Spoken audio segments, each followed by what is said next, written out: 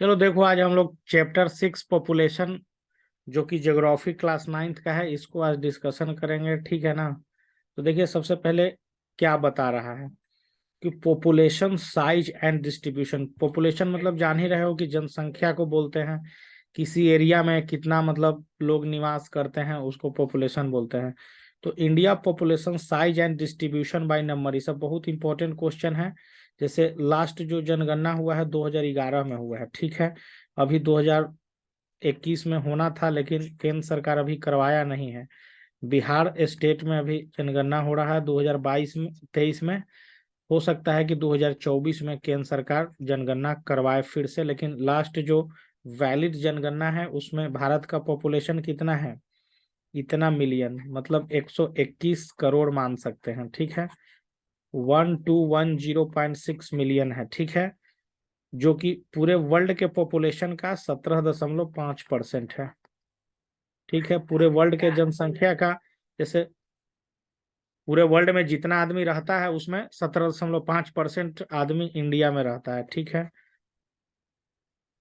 Uttar Pradesh is the most populated state in India, it account 16% of the country population. मतलब भारत में 100 आदमी मान लिया जाए तो जिसमें 16 को उत्तर प्रदेश में रहेगा। तो पॉपुलेशन के हिसाब से सबसे बड़ा राज्य कौन सा है, उत्तर प्रदेश है। तो ये सब याद रखिए। और कब का डाटा है, मार्च 2011 का। Almost half of the India population live in just 5 state. Bharat में तो लगभग 28 से 29 राज्य हैं, जिसमें कि 50% पॉपुलेशन उत्तर प्रदेश, महाराष्ट्र, बिहार, वेस्ट बंगाल और आंध्र प्रदेश में ही मिला के काउंट हो जाता है। मतलब भारत का जनसंख्या अगर 120 करोड़ है तो 60 करोड़ समझिए कि यही 5 गो स्टेट में हो जाता है। समझ गए ना। तो ये सब इंपॉर्टेंट पॉइंट है इस चैप्टर का।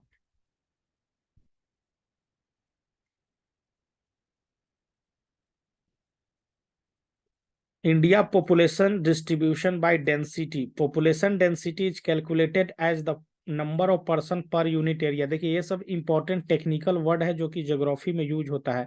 जैसे कि यहाँ पे पॉपुलेशन डेंसिटी है, क्या बता रहा है कि पर यूनिट एरिया में जितना लोग निवास करते हैं, नंबर ऑफ पर्सन जितना निवास करते हैं, उसको हम लोग क्या बोलते हैं, पॉपुलेशन डेंसिटी बोलते हैं, ठीक है। The population density of India in the year इतना वाज 382 पर्सन पर स्क्वायर किलोमीटर। मतलब स्क्वायर किलोमीटर मतलब समझ रहे हो, 1 किलोमीटर लंबाई, 1 किलोमीटर चौड़ाई, ये इस तरह के एरिया है। 1-1 किलोमीटर सबका है वैल्यू। तो इसके अंदर में कितना लोग रहते हैं 2011 के अनुसार, 382 लोग रहते हैं, ठीक है। That's why India is considered as one of the most densely populated country in the world. मतलब भारत के अलावा किसी भी देश में 1 स्क्वायर किलोमीटर में इतना लोग नहीं रहता है। कहीं 50 लोग रहेगा, कहीं 100 लोग रहेगा, 382 लोग कहीं नहीं रहता है पूरे वर्ल्ड में। तो यहाँ पे इंपॉर्टेंट पॉइंट नोट कर सकते हो। सबसे पहले तो पॉपुलेशन डेंसिटी का जो डेफिनेशन है वो इस वाले लाइन में दिया गया है। Population density is calculated as the number of person per unit area. समझ गए।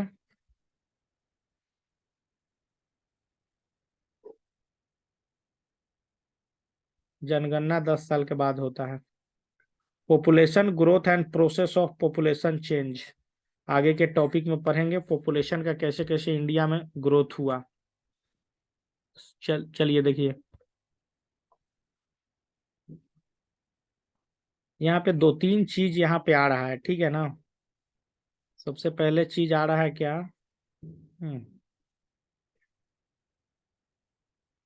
The number, distribution and composition of the population are constantly changing. This is the influence of the interaction of the three processes।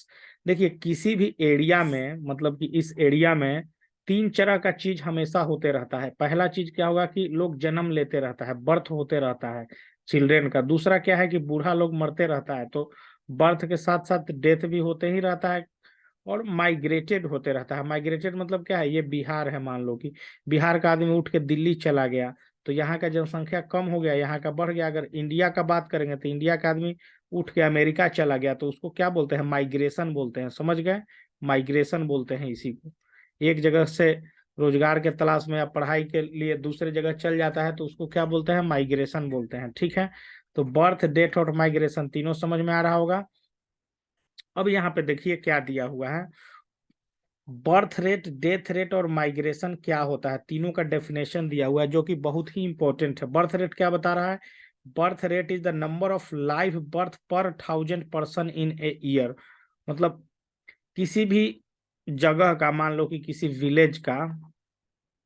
Village का जनसंख्या 1000 है, 1000 person वहां पे रहता है, तो देखा जाएगा कि हर साल वहां पे कितना नया बच्चा जन्म ले रहा है।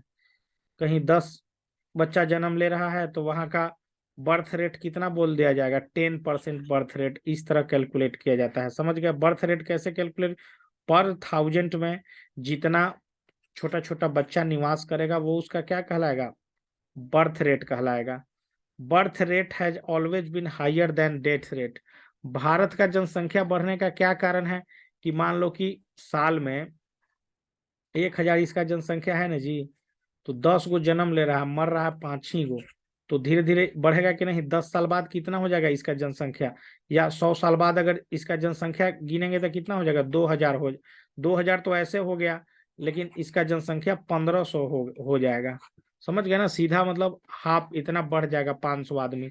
तो भारत में पॉपुलेशन बढ़ने का कारण क्या है, कि बर्थ रेट ज्यादा है और डेथ रेट क्या है, कम है। मतलब एक साल में पर 1000 में जितना आदमी मरेगा उसको क्या बोलेंगे, डेथ रेट बोलेंगे। तो बर्थ रेट और डेथ रेट समझ में आया, बर्थ रेट और डेथ रेट।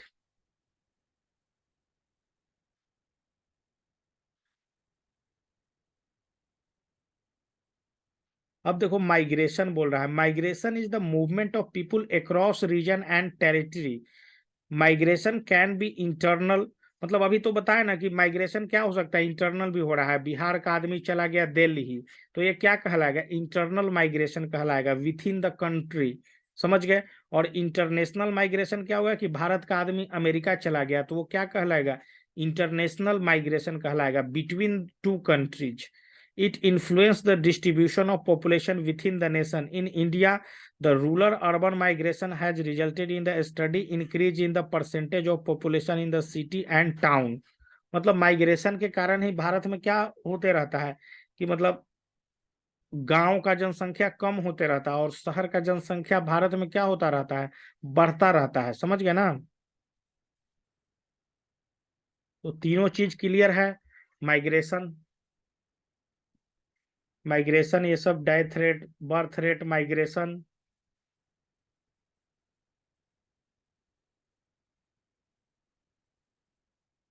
चलिए ये वाला पॉइंट हम छोड़ दिए थे, इसको भी डिस्कशन कर लेते हैं। Growth of population refer to the change in the number of inhabited of a country territory during the specific time. This change can be expressed in two ways. The terms of absolute number, the absolute numbers are obtained by the subtracting the earlier population from the later population।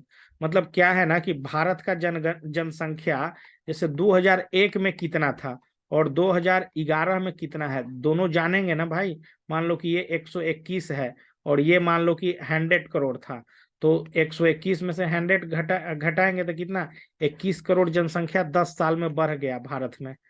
मान लो कि ये ऐसा भी हो सकता है कभी, कि 2011 में भारत का जनसंख्या कितना है, 121 करोड़ है, और 2030 31 आते आते भारत का जनसंख्या कितना हो जाएगा, 120 करोड़ आ जाए।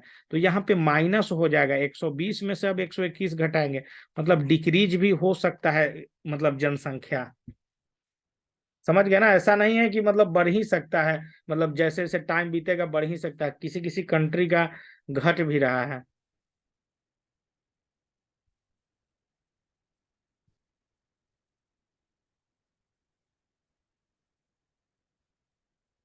देखिए next, age composition of a population refer to the number of people in different age group in a country. मतलब देखिए 15 साल से नीचे वाले को क्या बोलते हैं, चिल्ड्रेन बोलते हैं।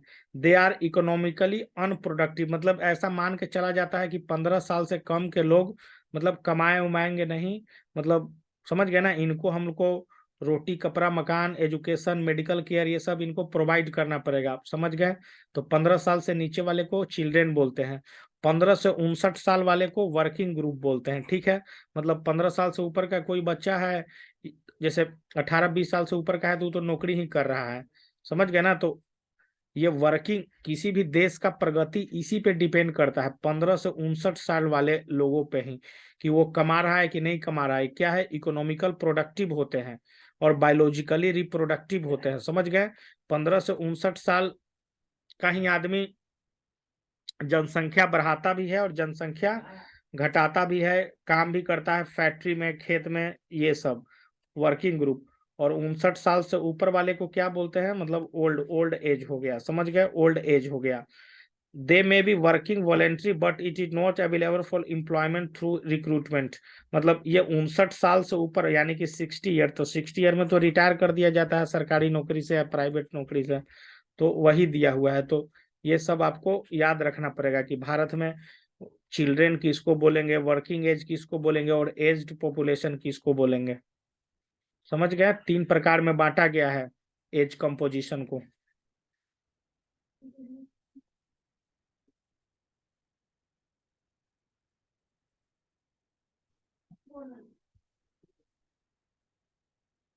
चलिए अब देखिए यहाँ पे एक दिया हुआ है,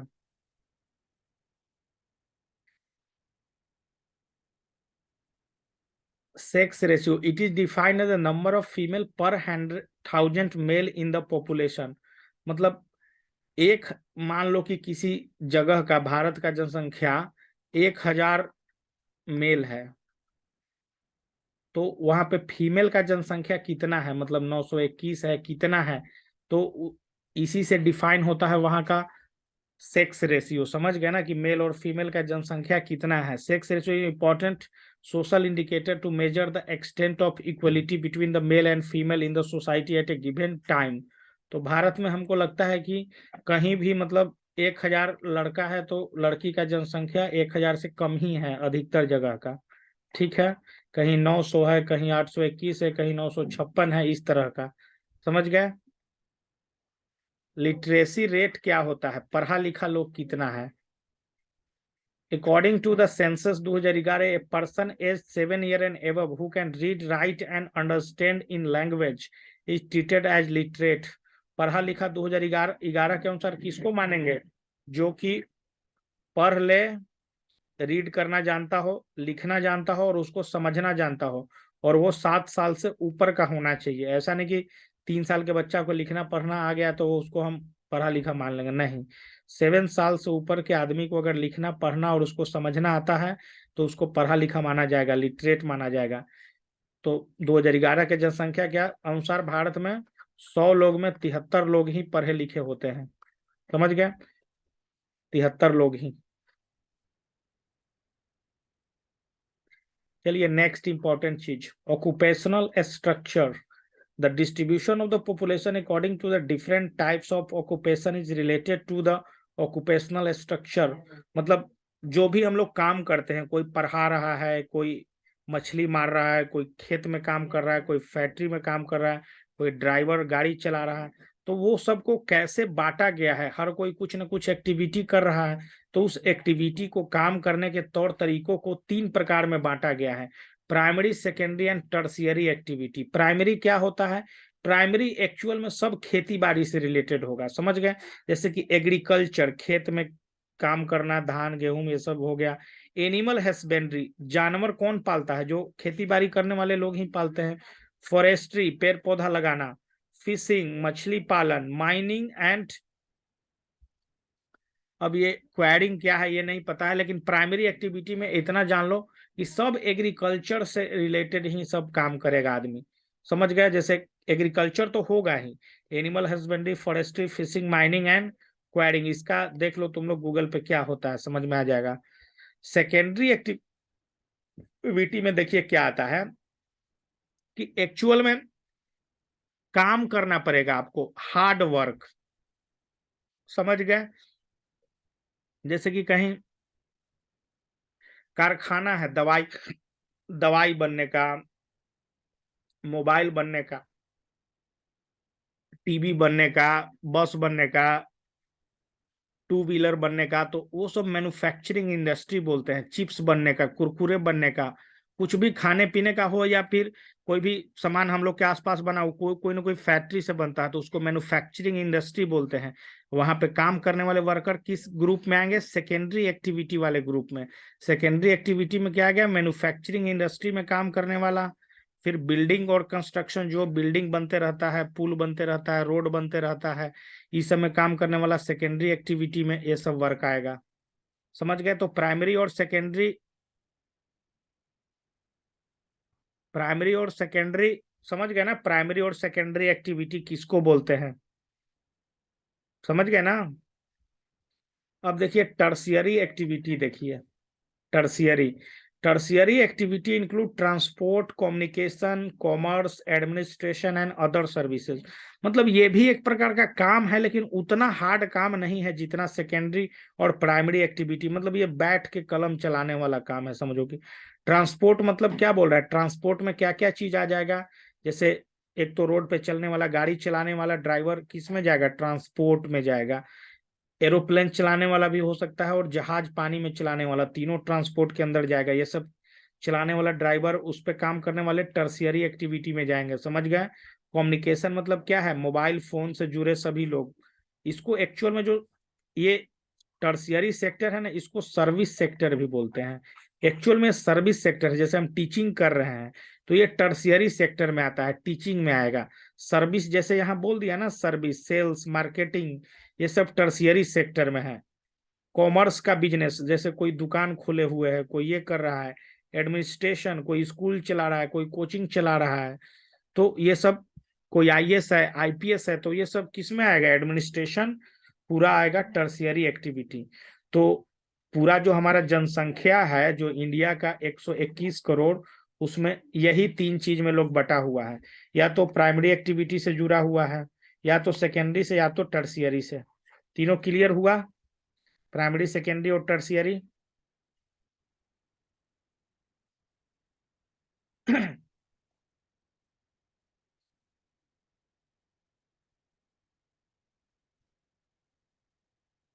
चलिए next.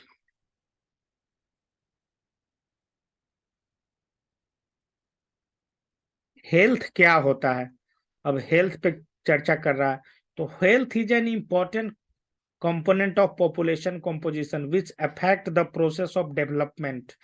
The substantial improvement in public health in our country is a result of many factors such as the prevention of infection disease, application of modern medical practice in diagnosis and treatment of alignment। मतलब क्या है कि भाई, health एक important indicator होता है। समझ गए ना? अगर जनसंख्या किसी भी देश का ज्यादा होगा, तो उसका हेल्थ कंडीशन खराब होगा ही होगा। समझ गए ना? अब किसी घर में अगर एक बच्चा है और किसी घर में चार बच्चा है, तो अगर बीमार पड़ेगा किसी घर में एक बच्चा, तो उसको अच्छा हॉस्पिटल में इलाज कराया जा सकता है। लेकिन जहाँ चार बच्चा है, उसको ना तो अच्छा खाना दिया जाएगा, ना अच्छा पढ़ाई, ना अच्छा हॉस्पिटल, सब चीज प्रभावित होगा। समझ गए?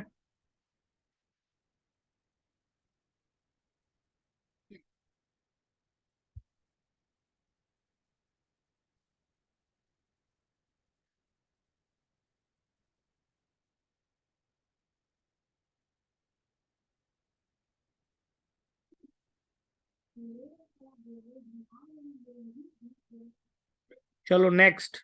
एडोलोसेंट पॉपुलेशन किसको बोलते हैं? एडोलोसेंट मतलब कैसे, कोई वृक्ष होता है ना, कोई वृक्ष, कोई पेड़ पौधा तुम लोग लगाते हो, तो वो क्या होता है कि एक मतलब युवा अवस्था में आता है। युवा, यूथ किसको बोलते हैं? मतलब एक आता है ना एक मतलब। तो एडोलोसेंट ग्रुप किसके? 10 साल से ऊपर, 19 साल के नीचे के आदमी को क्या बोलेंगे? एडोलोसेंट।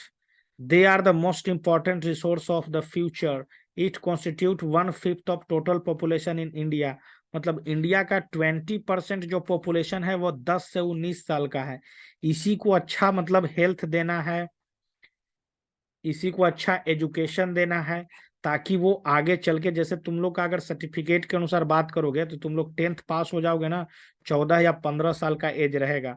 12th पास हो जाओगे तो 17 या 18 साल रहेगा एज। समझ गए ना? तो यही एडोलोसेंट, इसी को बढ़िया पढ़ाई, बढ़िया स्वास्थ्य, ये सब देंगे, ताकि देश में ये सब नौकरी वोकरी लगे और देश मजबूत बने।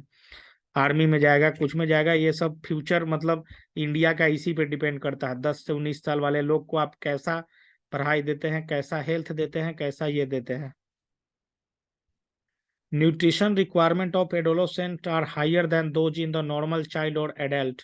मतलब 10 से 19 साल वाले बच्चे को, चिल्ड्रन से जिसका 10 साल से कम एज है, और एडल्ट को जिसके 19 साल से ज्यादा एज है, उसको ज्यादा खाना पीना का आवश्यकता होगा, ज्यादा फल का आवश्यकता होगा, ज्यादा दूध का आवश्यकता होगा।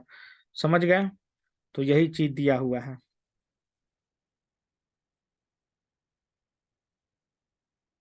क्या समझ में नहीं आया? डिस्कनेक्ट हो गया था। एडोलोसेंट पॉपुलेशन बोलते हैं 10 से 19 साल वाले लोगों को, जिसपे हमारा देश का फ्यूचर डिपेंड करता है। समझ गए? इंडिया में 20% जनसंख्या क्या है? एडोलोसेंट है।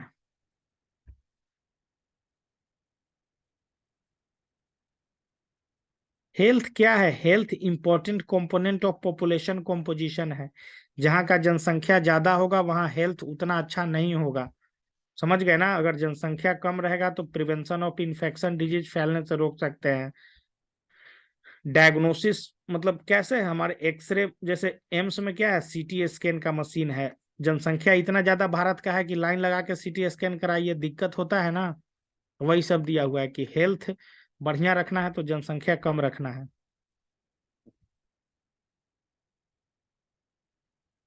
नेशनल पॉपुलेशन पॉलिसी, भारत में पॉपुलेशन को लेके क्या मतलब पॉलिसी बनाया गया है?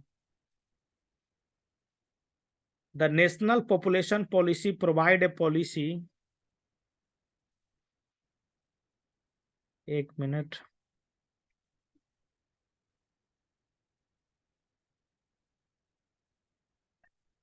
Policy framework to imparting free and compulsory school education to 14 year age. मतलब भारत में 2000 में ये कानून आया, 2000 ईस्वी में, जिसमें क्या है, नेशनल पॉपुलेशन पॉलिसी इसको बोलते हैं, जिसमें क्या किया गया कि 14 साल तक के बच्चों को फ्री एजुकेशन सरकार के द्वारा कंपलसरी, ऐसा नहीं है कि नहीं पढ़ाना है, पढ़ाना ही पढ़ाना है। आपका बच्चा है 14 साल से कम का तो उसको पढ़ाना ही पढ़ाना है। मतलब 14 साल लिया गया है, यानी कि 10th पास करवाना ही करवाना है सबको, और फ्री में पढ़ाई होता है सरकारी स्कूल में, गरीब है तो। It also help in reducing infant mortality rate below 30% at per 1,000 live birth, achieving universal immunization of children against all vaccine prevention disease, promoting delay marriage for girls and making family welfare। मतलब क्या हुआ कि ये जो programme लागू किया गया कि 14 साल तक के बच्चा को पढ़ाई लिखाई फ्री सरकार में दिया जाएगा, तो उससे क्या हुआ कि पहले तो लड़की का शादी वगैरह जो हो जाता था बिना पढ़े लिखे कम एज में, वो सब में रोकथाम आया। उसके बाद फैमिली वेलफेयर प्रोग्राम, ज्यादा बच्चा होना कम हो गया पढ़ाई लिखाई से। दूसरा चीज कि जो मतलब एक अनपढ़ रहता है, समझ गए, उसको मोर्टालिटी रेट बोलते हैं ना, कि जैसे कोई नवजात शिशु जन्म लिया और मर गया, समझ गए ना, तो वो अब भारत में कितना आ रहा है कि 1000 बच्चा पैदा हो रहा है, उसमें 30 गो ही मर रहा है। मतलब 30 से नीचे आ रहा है, 30 भी नहीं डेथ करता है। समझ गए? सोचिए भारत में इतना लोग मर जाता है जन्म लेते हैं। और इम्यूनिटी चिल्ड्रन का अच्छा रहने लगा, जिससे कोई डिजीज रोकथाम, मतलब ये सब सरकार व्यवस्था किया है सब चीजों का।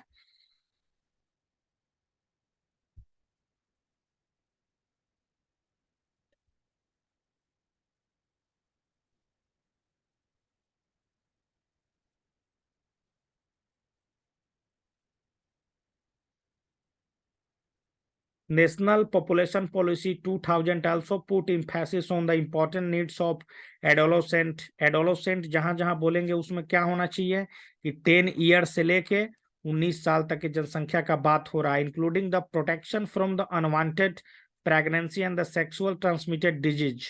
It aims towards the encouraging delay marriage and child bearing.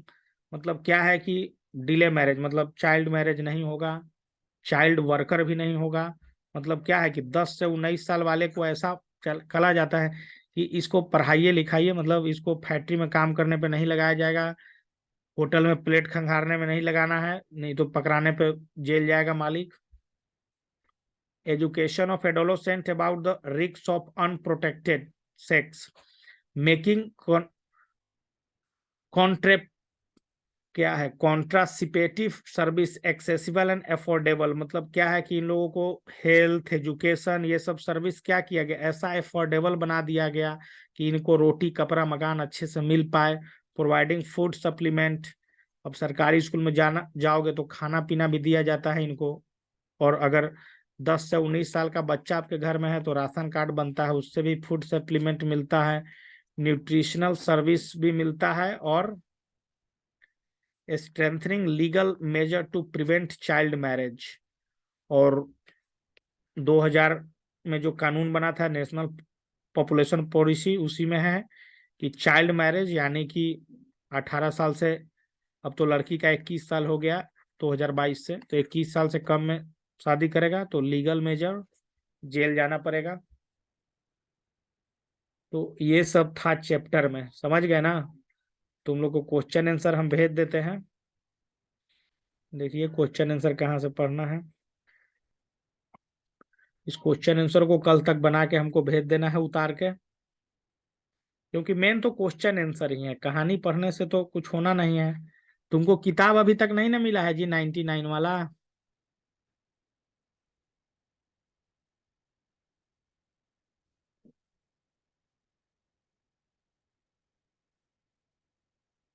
तो ठीक है, तुम लोग बुक से अपना बना के लाना, और क्या क्या बैजू वाला रोज छापते चलोगे।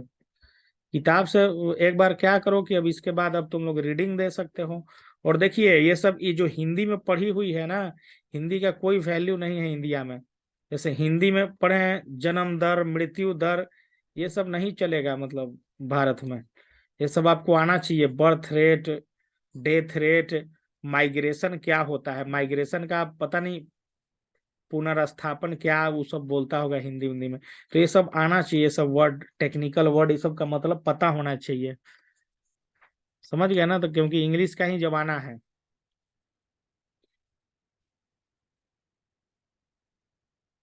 बुक तुमको तो मिल जाना चाहिए जी, मतलब सैटरडे संडे तक तो मिल जाना चाहिए था।